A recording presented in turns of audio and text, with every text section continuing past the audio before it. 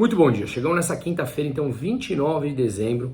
Lembrando que eu mencionei alguns dias atrás aqui que os países do G7 impuseram sanções ao petróleo russo e em que quem comprasse petróleo ou refinados da Rússia estaria às sanções. Isso foi colocado dia 5 de dezembro e isso impediria que compradores desse petróleo ou refinados russo, acima de um preço teto, acessassem o mercado europeu de seguros e de crédito. Agora, a própria Rússia falou que não vai mais vender a esses países que aderiram a esse projeto ou que apoiaram esse projeto, tá? Então, mais sanções no mundo atual de desglobalização, de sinais de desglobalização, como a gente vem falando aqui. Ontem a Bolsa Americana caiu 1%, em 12 meses já caiu 21%. Isso indo em linha com aquilo que a gente já mencionou, de que a intervenção governamental injetando trilhões de dólares nos últimos 2 anos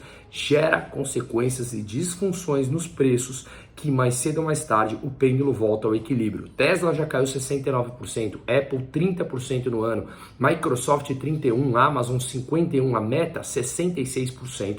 Ajustes naturais que levaram a preços altíssimos, irracionais das ações, justamente por intervenções governamentais. Mais cedo ou mais tarde, o preço volta. E quem entra nesse comportamento de manada, que eu venho falando muito tempo isso aqui, acaba sofrendo essas consequências, tá?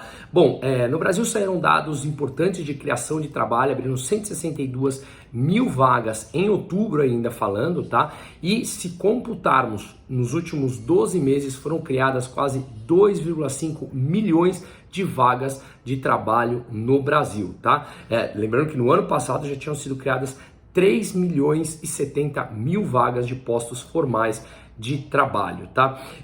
Bom, o Haddad, ministro da Fazenda, futuro ministro da Fazenda, até dói dizer isso, falou que no ano que vem o déficit primário não vai ser aquele que é permitido no orçamento. O orçamento do ano que vem permite que o Brasil tenha até um déficit, ou seja, gaste mais de arrecade de 220 bilhões de reais, e ele disse que isso não vai acontecer e ponto final. Só não sabemos como, uma vez que as políticas de gastos e de aumento de Estado, nem sequer o governo assumiu e já estão gastando assim aos rodos, as promessas já de gastar aos rodos já estão aí. Então veremos como ele fará esse equilíbrio dos pratos, tá? Mas ontem a Bolsa Brasileira subiu, teve sinais positivos nas falas, essa por exemplo do Haddad, de que ele vai buscar não ter um déficit do que é permitido no orçamento de 220 bi, esse é um déficit menor, e além do mais também uma PEC pautada pela equipe econômica atual do Paulo Guedes,